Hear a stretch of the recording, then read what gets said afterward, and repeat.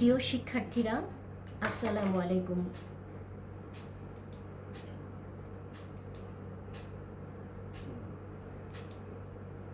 ব্যবসার সংগঠন ও ব্যবস্থাপনা ক্লাসে তোমাদের স্বাগতম জানাচ্ছি।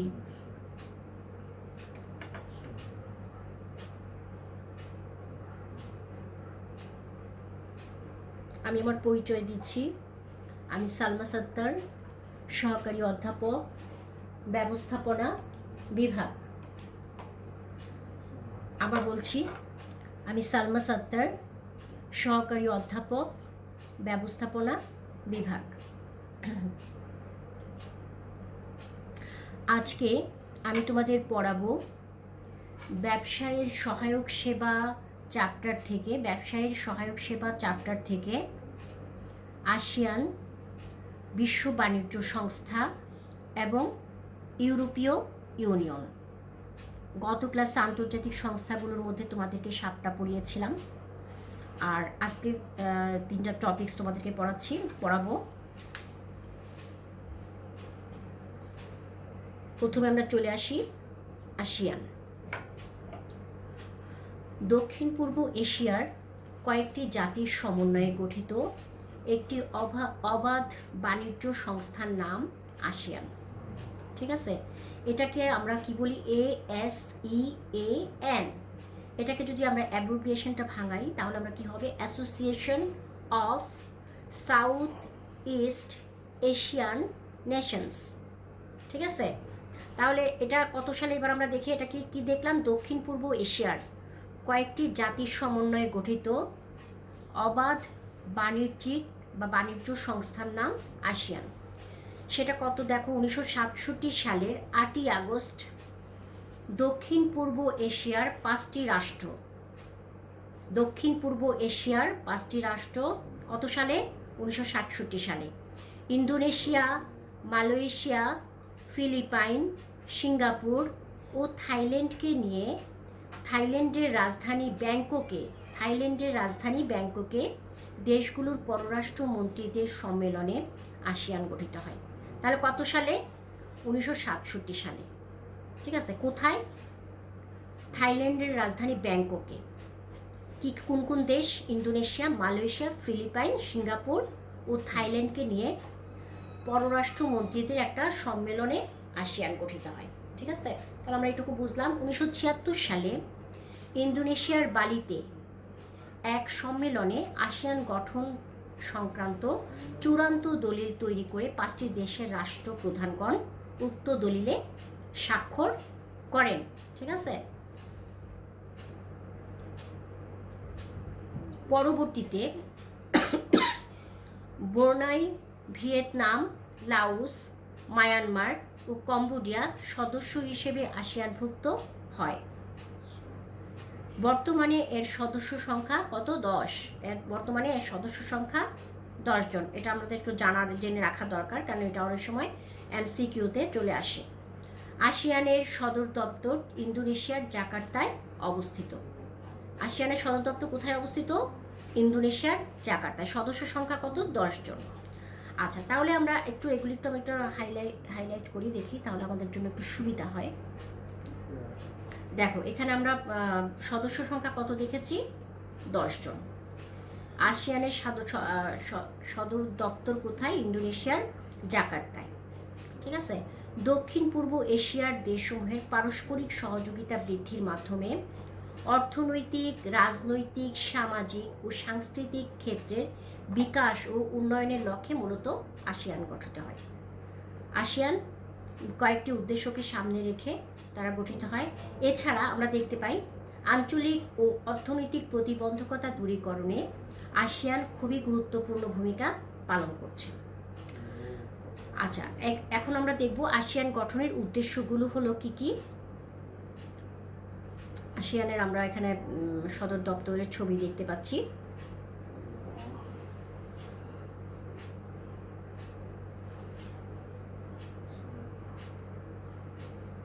আচ্ছা, আসিয়ানের উদ্দেশ্যগুলো হচ্ছে: আসিয়ান সদস্য রাষ্ট্রসমূহের রাজনৈতিক স্থিতিশীলতা, অর্থনৈতিক প্রবৃদ্ধি, সামাজিক উন্নয়ন ও সাংস্কৃতিক বিকাশ সাধন করা। তারা কি রাজনৈতিক ক্ষেত্রে যেন স্থিতিশীল থাকে, অর্থনৈতিক ক্ষেত্রে যেন তারা সমৃদ্ধি অর্জন করতে পারে, সামাজিকভাবে যেন উন্নয়ন হয় এবং সংস্কৃতির যেন বিকাশ ঘটে, সেজন্য কিন্তু তারা একত্রিত হয়েছে। সদস্য রাষ্ট্রসমূহের মধ্যে আঞ্চলিক অখণ্ডতা, আঞ্চলিক শান্তি ও স্থিতিশীলতা বজায় রাখা, এটাও কিন্তু তাদের একটা উদ্দেশ্য।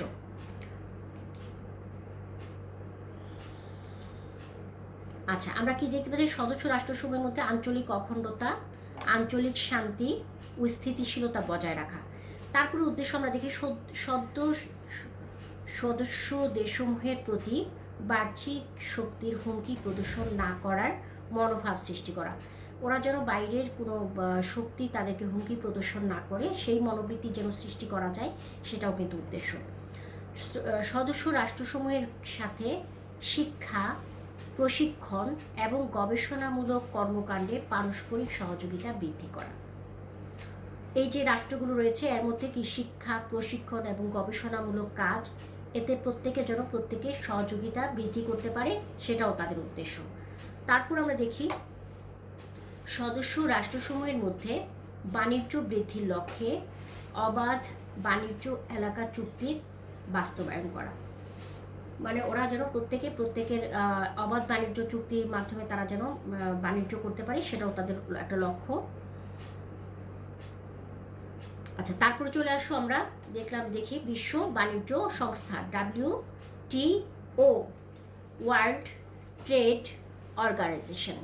ঠিক আছে, এটা অ্যাব্রিভিয়েশনকে আমরা যদি ভাঙাই তাহলে আসছে কি ওয়ার্ল্ড ট্রেড অর্গানাইজেশন। আচ্ছা, আমরা প্রথম থেকে একটু দেখি। দেখো, দ্বিতীয় বিশ্বযুদ্ধের পর বিশ্বের উন্নত দেশসমূহের অর্থনৈতিক মন্দা কাটিয়ে ওঠা, বিশ্বের বিভিন্ন দেশে নতুন নতুন বাজার সৃষ্টি এবং বিশ্ব অর্থনীতির উপর নিয়ন্ত্রণ প্রতিষ্ঠার লক্ষ্যে 1947 সালে গ্যাট, যেটাকে আমরা বলি general agreement on tariffs and trade এর জন্ম। কত সালে? যখন দ্বিতীয় বিশ্বযুদ্ধের পর বিভিন্ন দেশের যে অর্থনৈতিক মন্দা সৃষ্টি হয়েছিল পৃথিবীতে, সেই অর্থনৈতিক মন্দা কাটিয়ে ওঠার জন্য বিভিন্ন দেশে নতুন নতুন বাজার সৃষ্টি করার জন্য বিশ্বের বিভিন্ন অর্থনীতির উপর যে নিয়ন্ত্রণ, সেটা প্রতিষ্ঠার লক্ষ্যে কত সালে? 1947 সালে গঠিত হয় GATT, general agreement on tariffs and trade. 47 সালে জন্মগ্রহণ করে। ঠিক আছে, এটা আমরা এটুকু বুঝলাম যে দ্বিতীয় বিশ্বযুদ্ধের পর 1947 সালে গ্যাটের জন্ম হয়। 1994 সালে সদস্য দেশগুলোর মন্ত্রী পর্যায়ের সিদ্ধান্তের পরিপ্রেক্ষিতে গ্যাটের নামকরণ পরিবর্তন করে 1995 সালে 1 জানুয়ারি থেকে বিশ্ব বাণিজ্য সংস্থা WTO, ওয়ার্ল্ড ট্রেড অর্গানাইজেশন নামকরণ করা হয়। গ্যাটের নামকরণ করা হয় কত সালে? 1994 সালে, এবং সেটা 1995 সাল থেকে 1 জানুয়ারি থেকে ওয়ার্ল্ড ট্রেড অর্গানাইজেশন নামকরণ করা হয়। গ্যাটের নামকরণ করা হয় কি? World trade organization. বিশ্বব্যাপী অবাধ বাণিজ্য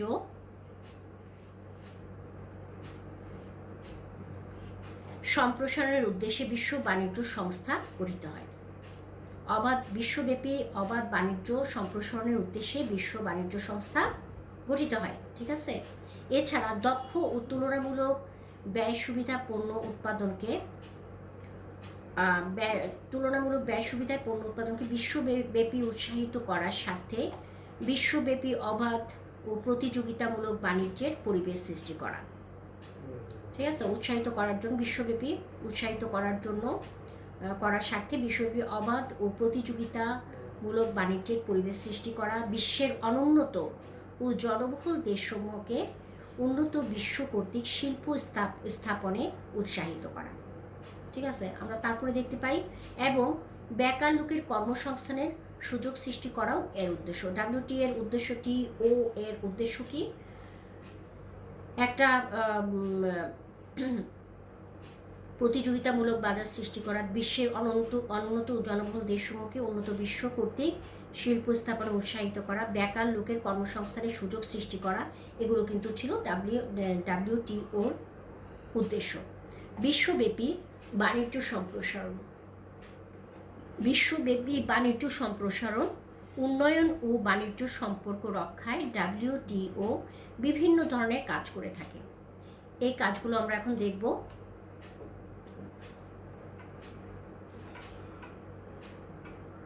তার আগে আমরা WTOর একটু সদর দপ্তর এবং সেখানে একটা WTO বিশ্বের সারা বিশ্বকে কেন্দ্র করে যেহেতু এটা গঠিত হচ্ছে, যার কারণে আমরা এখানে একটি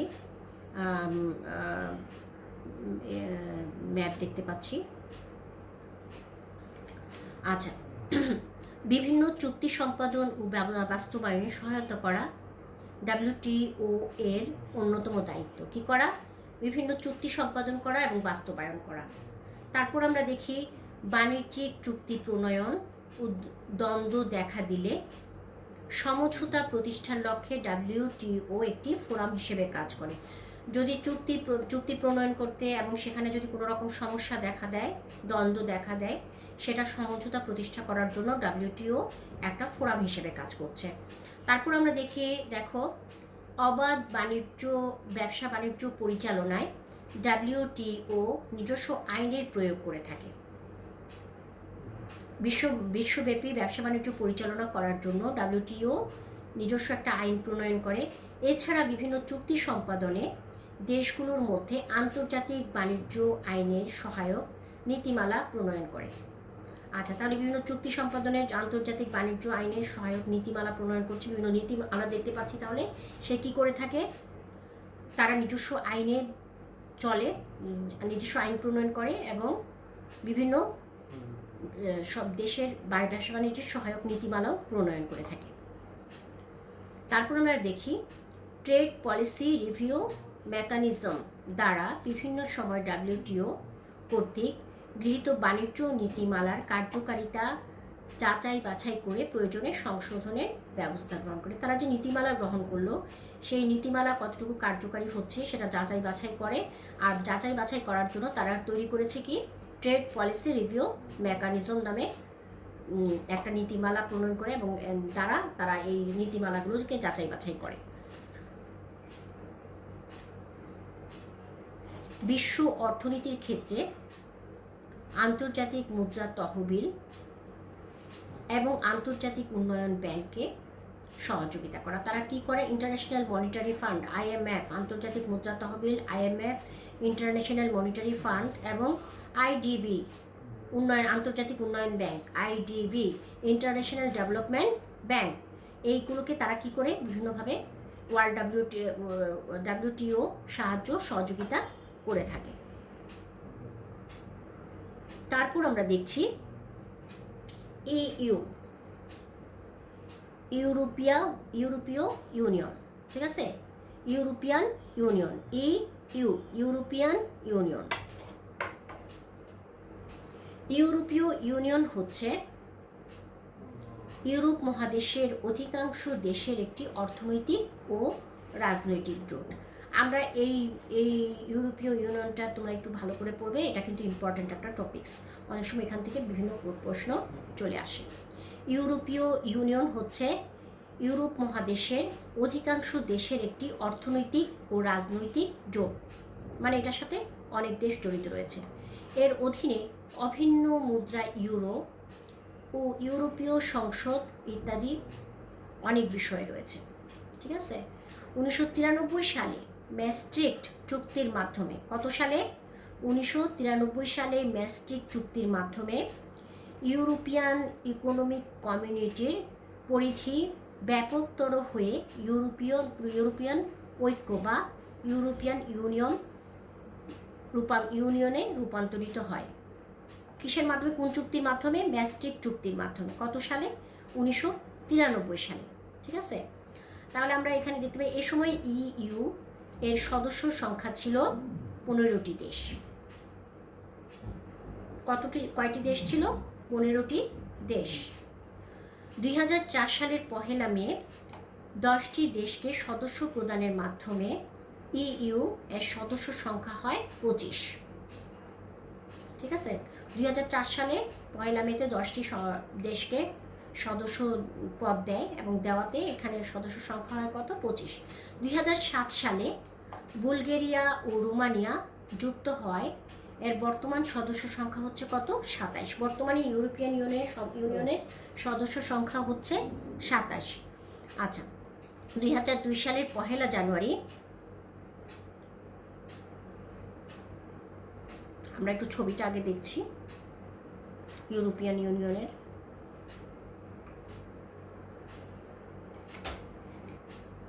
ইইউতে ভুক্ত দেশগুলোর মধ্যে একক মুদ্রা ব্যবস্থা ইউরোর প্রচলন শুরু হয়। কততে আমরা আবার একটু দেখি।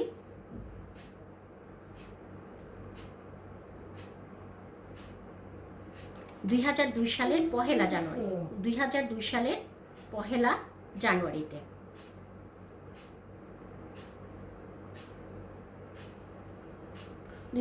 সালের 1 জানুয়ারিতে ইইউভুক্ত দেশগুলোর মধ্যে একক মুদ্রা ব্যবস্থা ইউরোর প্রচলন শুরু হয়। মানে প্রত্যেকটা দেশেই একই রকম মুদ্রার ব্যবস্থা তখন প্রচলন শুরু হয়। কত সালে?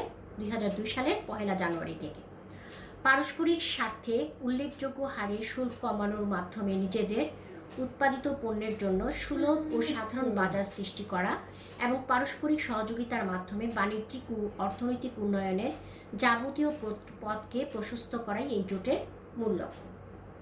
মানে আমরা দেখি শুল্ক কমানোর জন্য নিজেদের মধ্যে উৎপাদিত পণ্য সুলভ এবং সাধারণ বাজার সৃষ্টি করা এবং পারস্পরিক, যেখানে শুল্কের পরিমাণ কম থাকবে, সহজে বাজার সৃষ্টি করা যাবে এবং পারস্পরিক সহযোগিতার মাধ্যমে বাণিজ্যিক অর্থনৈতিক উন্নয়নের যাবতীয় পথকে প্রশস্ত করাই ছিল এই জোটের মূল লক্ষ্য। আমরা অভিন্ন ইউরো মুদ্রা দেখতে পাচ্ছি। প্রত্যেকটি, এখানে যারা সদস্য প্রত্যেকটি দেশে একই মুদ্রা প্রচলন রয়েছে।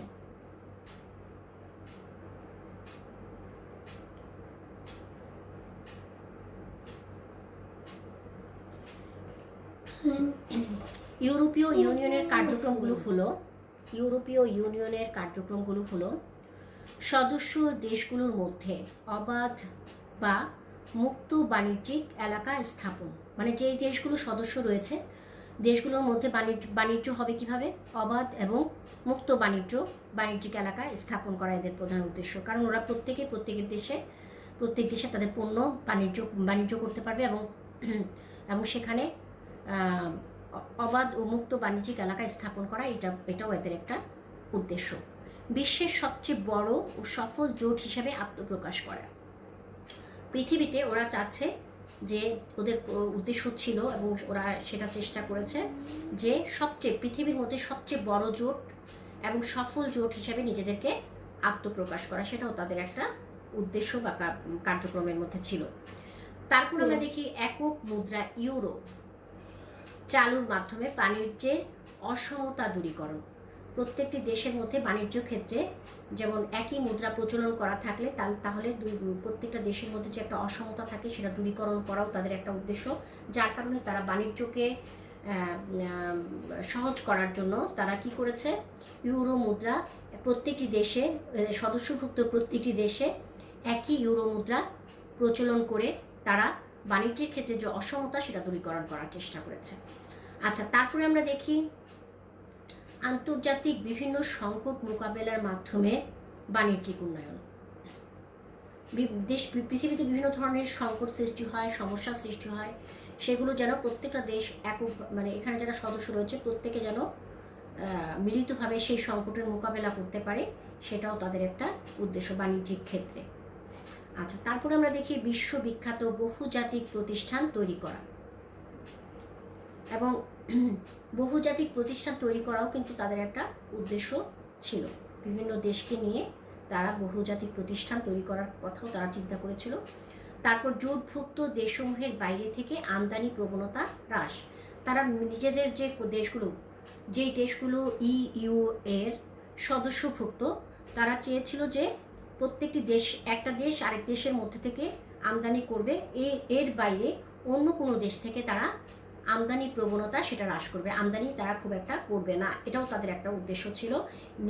সদস্যভুক্ত দেশগুলোর মধ্যেই তারা আমদানি বাণিজ্য সম্পাদন করবে। তাহলে আমরা এখানে দেখলাম কি কি, একটা হলাম অবাধ মুক্ত বাণিজ্যিক এলাকা স্থাপন। আমরা দেখলাম যে পৃথিবীতে সবচেয়ে বড় জোট হিসেবে আত্মপ্রকাশ করা, প্রত্যেকটি দেশে জোটভুক্ত প্রত্যেকটি দেশে বা সদস্যভুক্ত প্রত্যেকটি দেশে একই ইউরো মুদ্রার প্রচলন করা। তারপর আমরা দেখেছি যে কোনো পৃথিবীতে যদি কোনো রকম সংকট সৃষ্টি হয় তারা একসাথে হয়ে সেটা মোকাবেলা করা বাণিজ্যের ক্ষেত্রে। বহুজাতিক প্রতিষ্ঠান তৈরি করা, জোটভুক্ত দেশসমূহের বাইরে থেকে আমদানি প্রবণতা হ্রাস করা, এগুলো কিন্তু তাদের কার্যক্রম মধ্যে পড়ে। আচ্ছা, তারপরে আমরা দেখো জোটভুক্ত দেশসমূহের মধ্য থেকে আমদানি প্রবণতা বৃদ্ধি, মানে এখানে সদস্য যে দেশগুলো রয়েছে সেই দেশগুলোর মধ্য থেকেই তারা প্রত্যেক দেশ অন্য দেশ থেকে সদস্যভুক্ত দেশগুলোর মধ্য থেকে তারা আমদানি বৃদ্ধি করবে, এটাও তাদের একটা উদ্দেশ্য ছিল। বাণিজ্যের ক্ষেত্রে অবকাঠামোগত উন্নয়ন। আচ্ছা, বাণিজ্যের ক্ষেত্রে যে সকল যা কিছু প্রয়োজন সেটার উন্নয়ন সংস্কার এগুলো করা ছিল তাদের উদ্দেশ্য। আচ্ছা, আমরা আজকে কি কি পড়লাম? আসিয়ান পড়লাম, WTO পড়লাম, আমরা পড়লাম হচ্ছে EU। আচ্ছা, তাহলে আমরা এই যে তিনটা সংস্থা পড়লাম, এই তিনটা সংস্থা থেকে দেখো আমরা যদি ছোট প্রশ্ন কি কি আসতে পারে একটু দেখি। অতি সংক্ষিপ্ত প্রশ্ন, আসিয়ানের বর্তমান সদস্য সংখ্যা কত? আমি উত্তর লিখে দিয়েছি তোমাদের সংক্ষিপ্ত প্রশ্নগুলোর। 11 জন। আসিয়ানের সদস্য সংখ্যা কত? 11। ঠিক আছে, আমরা একটু দেখি, আবার হাইলাইটার দিয়ে দেখি, তাহলে তোমাদের জিনিসটা বুঝতে সুবিধা হবে।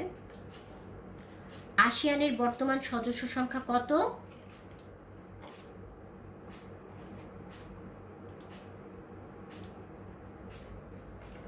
আচ্ছা, আমরা আর দেখি, দেখো আসিয়ানের বর্তমান সদস্য সংখ্যা 11 জন।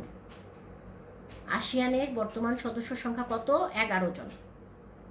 আচ্ছা, এটা মাথায় রাখবে, একটু মুখস্থের মতো করে ফেলবে। বিশ্ব বাণিজ্যকে সকলের জন্য কল্যাণকর করতে যে আন্তর্জাতিক সংগঠন কাজ করছে তার নাম কি? আমরা একটু আগে যেই সংস্থাগুলো পড়েছি তার মধ্যে বিশ্বব্যাপী কাজ করছে কল্যাণ, পৃথিবীর প্রত্যেক মানুষের কল্যাণের জন্য কাজ করছে কোন সংস্থা? WTO, ওয়ার্ল্ড ট্রেড অর্গানাইজেশন, যেটার আগের নাম ছিল কি? গেট। এটা পরবর্তীতে হয়েছে কি? WTO, world trade organization. আচ্ছা, তারপরে চলে আসো, আমরা তারপরে প্রশ্ন দেখতে পাই, ওয়ার্ল্ড ট্রেড অর্গানাইজেশনের প্রধান অফিস কোথায় অবস্থিত? আমরা এটার উত্তর দেখতে পাচ্ছি, দেখো সুইজারল্যান্ডের জেনেভায়। কোথায়? সুইজারল্যান্ডের জেনেভায়। ওয়ার্ল্ড ট্রেড অর্গানাইজেশনের প্রধান অফিস কোথায় অবস্থিত? সুইজারল্যান্ডের জেনেভায়।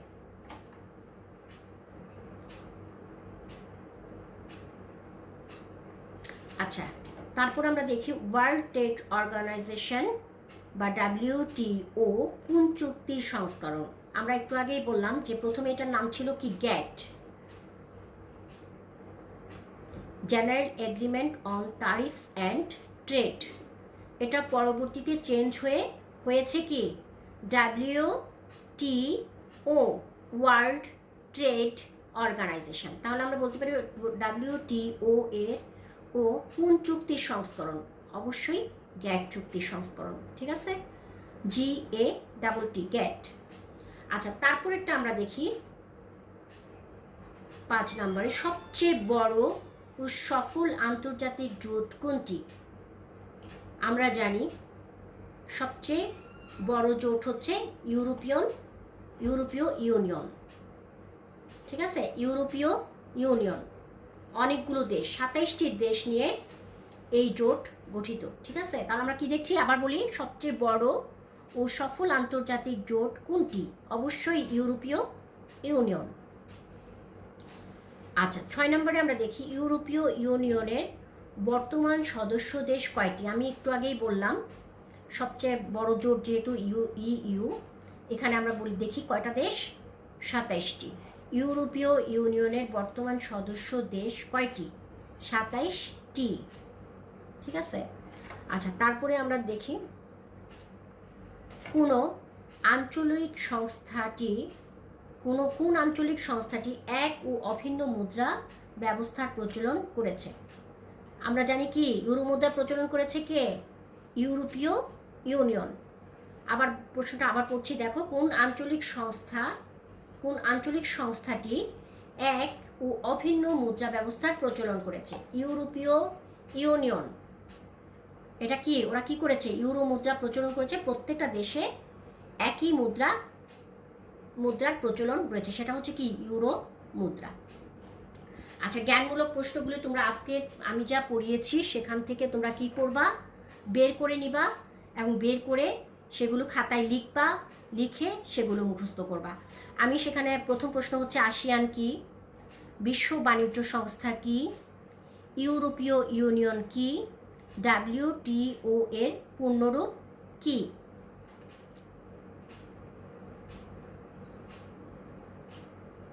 অনুধাবনের প্রশ্নগুলোও একই কাজ করবা, তোমরা খাতায় লিখে নিবে, লিখে সেটা মুখস্থ করবে।